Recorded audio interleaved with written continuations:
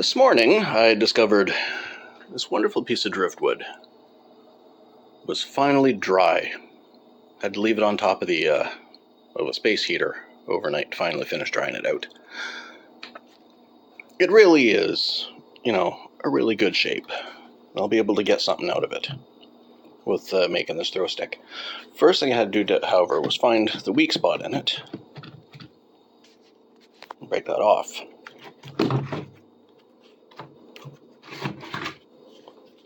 There. I believe it to be a piece of cedar root. Well, I'm not 100% sure.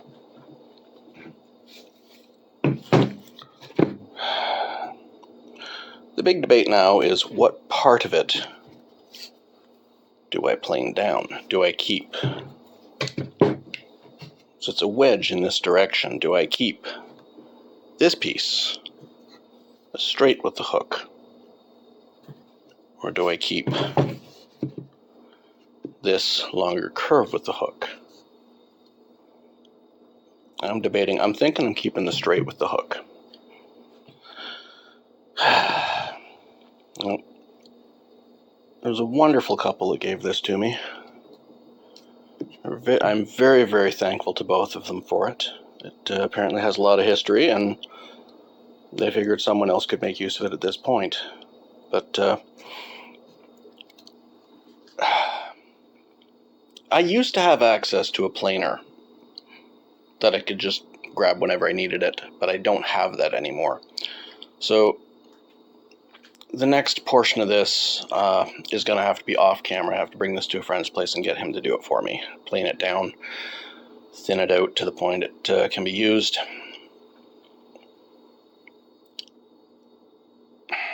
Unfortunately, I can't show you that part. But what's going to happen is on this plane, most of this, see how it's thin there, most of the bulk on this side is going to be taken off across here. So that's going to be kept. Because the round surface on the top is one of the things we're looking for a throw stick, for a rabbit stick as it's called. So yeah, there's that. Anyway, once I get that planed to the point where I can start working on shaping it and carving it and everything, I'll bring you back then.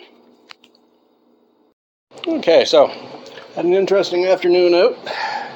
Friend's place, getting this planed, having a beer about it. So what do we got to work with now? And yes, I'm always out of breath because I'm a little out of shape. What we got? This is going to be the top, the curved surface. This is going to be the bottom, the flat surface. Fortunately, there's a crack here that I'm going to fill with glue and clamp shut until tomorrow. Then we're going to trace out the finished surface on the back and start cutting it out. And we'll start tapering the top. But it's looking pretty good. I think it's looking pretty good anyway. So we'll glue that up and clamp it, and I'll show you when it's clamped. And then, I'll have to wait till tomorrow. Well, now that that's all clamped up, table's all clean, wiped up all the spills, and that's all clamped up. Got newspaper in between the layers. So the glue will stick to the newspaper, but not to the next level of wood. So in the morning, we'll open that up, see how solid that crack in the wood is. See, that's all healed up. And then we can take a pen and start marking out the shape we want for this thing. Because I know it's going to be curved on top like an airfoil and flat on the bottom. And this is the top. And this is the bottom. So it'll be right-handed. So if I was going by the structure of the wood, where it's easier to get a larger flat surface, I'd have to make it left-handed. So it's going to be right-handed. And, well, Hopefully it all works out. See you in the morning. Well, I said I'd wait till tomorrow, but it's been 6 hours. It's enough time for me to take the clamps off.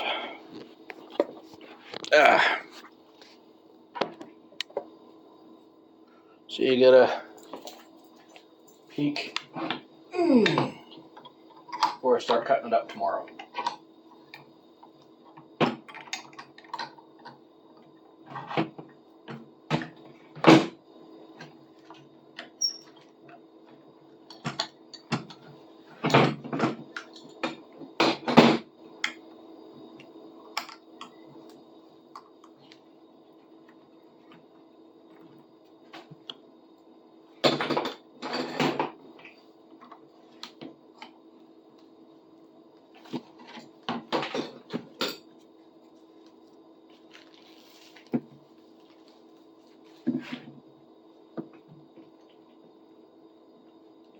No. 6 hours ain't enough.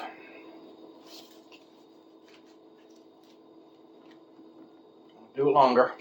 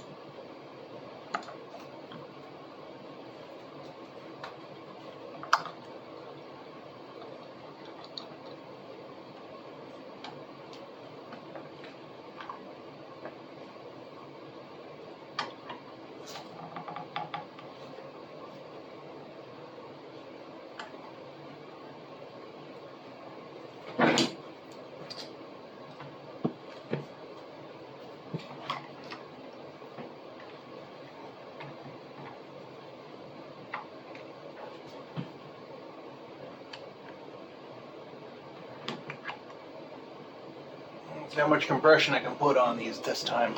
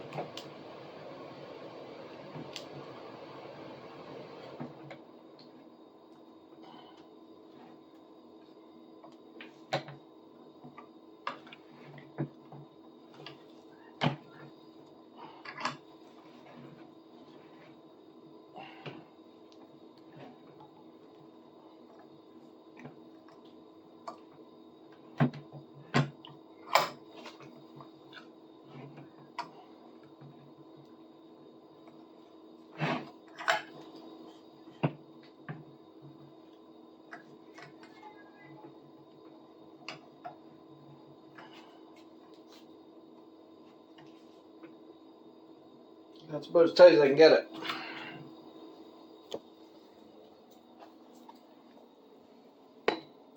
Yeah, I'm starting to warp the plywood there, so I'd say that's as tight as it'll go.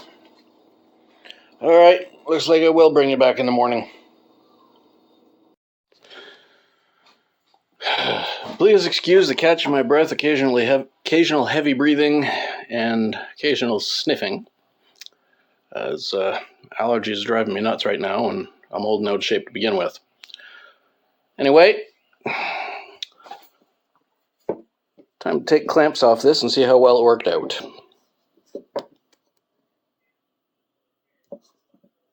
Let's see what we got.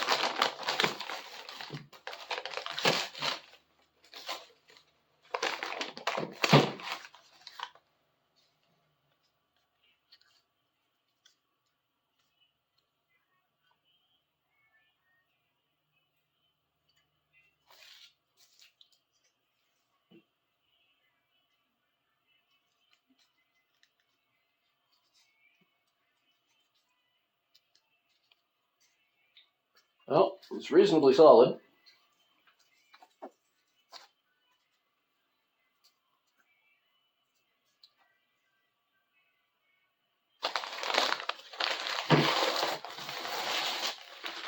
There's still a little bit of liquid in there. As you can see, it's not completely solidified. But it is better than it was.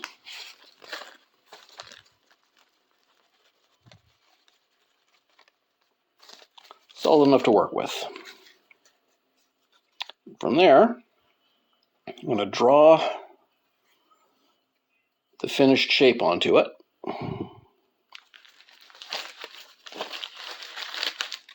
That last little bit of goo here and there will dry. But I'll draw the finished shape onto it, onto the bottom. Remember, this is going to be right-handed, so it's going to throw this way. So this has to be flat. This has to be a curved surface.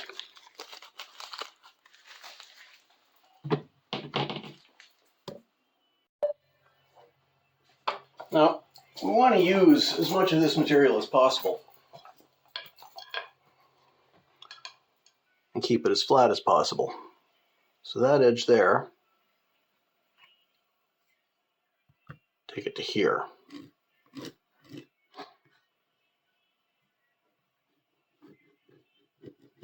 Just a rough line. Keep this.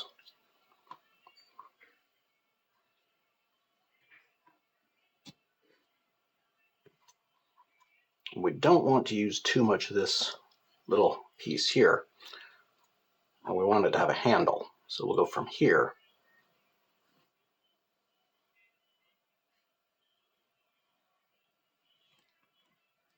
down along there.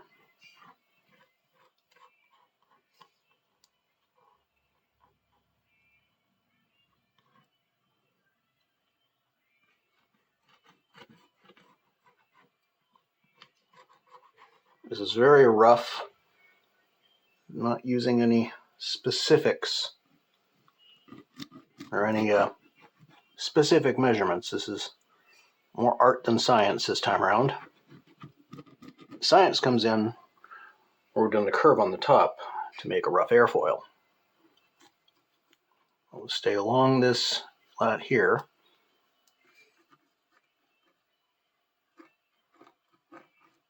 Get rid of that little point.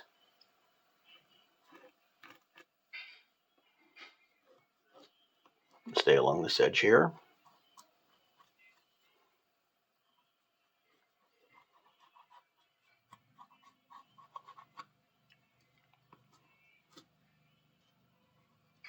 We'll lose that point there, around that. Otherwise, it's just going to be straight There.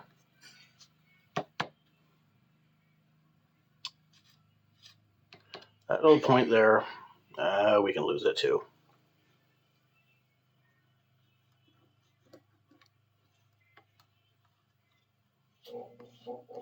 But we'll keep this one.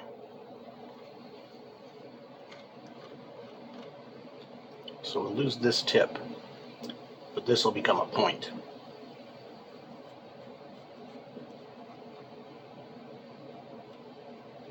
From there, we will be able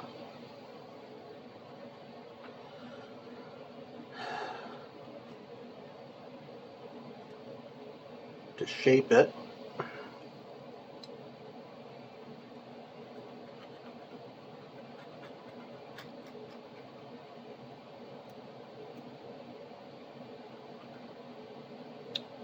make something that'll actually fly. It's an odd shape, but usable. So that's going to be cut off. That's going to be cut off. We'll do that with a handsaw. Let's see what we can see here. From this side, yeah. This chunk here is going to be cut off. This chunk across here is going to be cut off all the way up so that this flat will be the bottom edge. That will come to a near point. A little rounded, but a little bit of a point. So this edge will be cut off here. And we'll have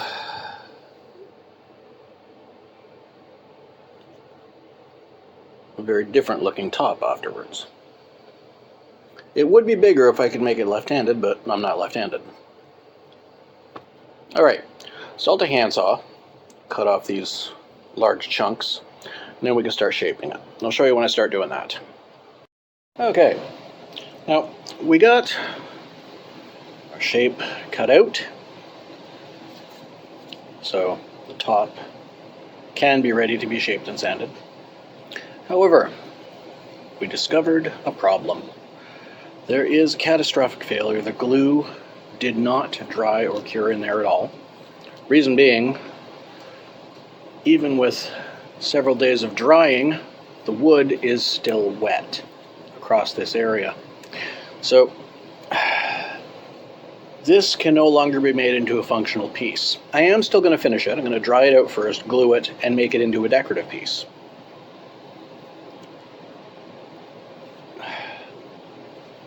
So that, I don't know, I might even, cut grooves down it and inlay a couple of pieces of hardwood across that crack, which, as you can see, is a very deep crack.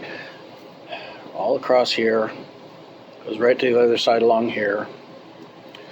But yeah, I might, cut and inlay it. I might just glue it and, make it look pretty. But it'll be a decorative piece, not a functional piece. So that's on hold for a little while it dries further. And while that happens, while this dries the rest of the way, because it would be a good looking piece, while it dries the rest of the way, I can make a facsimile, a functional piece out of modern materials. And with that, I can copy any of the myriad different designs from anywhere from a 50,000-year-old piece they found in Poland to any of the ones from ancient Egypt from the 18th dynasty that they found dozens of them in Tutankhamun's tomb, to Australian Aborigine, to Hopi, to any of the native North or South American tribes. They even found some from ancient Gaul. But anyway, I'm going to start over while that's drying. Come up with a fun shape to try and make one out of plywood. So I'll show you when I got a shape put together.